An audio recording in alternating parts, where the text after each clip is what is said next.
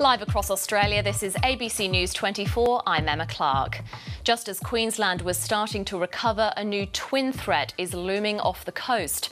Two cyclones are set to bear down on the state's north, bringing destructive winds and more heavy rain.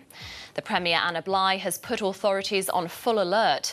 Nick Harmson reports.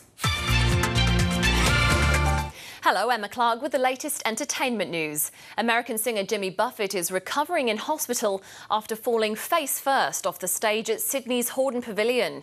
The 64-year-old musician was performing a final encore when he fell off the stage onto the concrete floor. Australian brother and sister duo Angus and Julia Stone have taken out the #1 spot on the Triple J Hottest 100.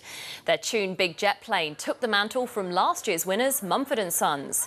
The win tops a stellar few months for the pair, who recently bagged awards for Album of the Year and Single of the Year at the ARIAs.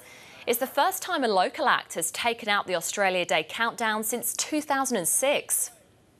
And actress Penelope Cruz and partner Javier Bardem have become the proud parents of a baby boy. Cruz gave birth in Beverly Hills on Saturday.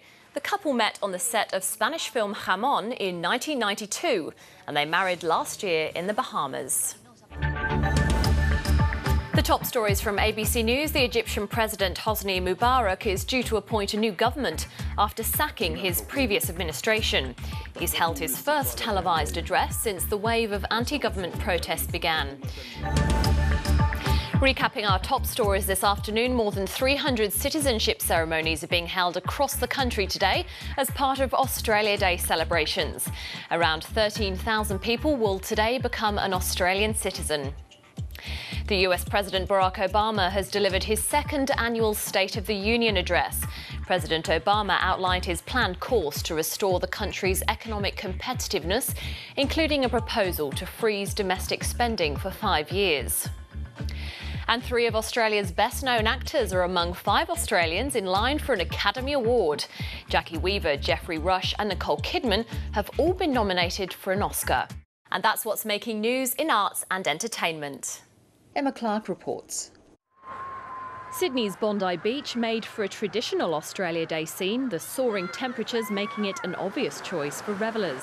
In the city, thousands of people packed the harbour foreshore to cheer on the annual ferry race, whilst a brave few took the plunge for the Great Australian Swim, including one very familiar face. There are no waves today, so it should be okay. Emma Clark reports. It was a meeting of minds in the big end of town as the Flood Recovery Task Force discussed the rebuilding effort. No one around this table underestimates the enormity of the task at hand. This is, in economic terms, the biggest natural disaster in our history. The Prime Minister is still undecided about introducing a levy to help fund the recovery. Well, we still don't know what the total damage bill is. Almost 500,000 children headed back to school in Queensland today. Some started the term in unfamiliar surroundings after 3 schools in Brisbane were damaged by floodwaters. This will probably give them a sense of normality, that they'll come back, be with their friends, run around, play as they're doing now. And whilst Queensland's recovery efforts continue, parts of Victoria's northwest remain on flood alert. More than 70 communities have already been affected across the state, and many more are expected to be swamped as the sea of water approaches Swan Hill. New evacuation alerts have been issued and several more towns have been warned to prepare for long periods of isolation. North of Kerrang, locals have been battling to save their own farms, as well as the homes of complete strangers.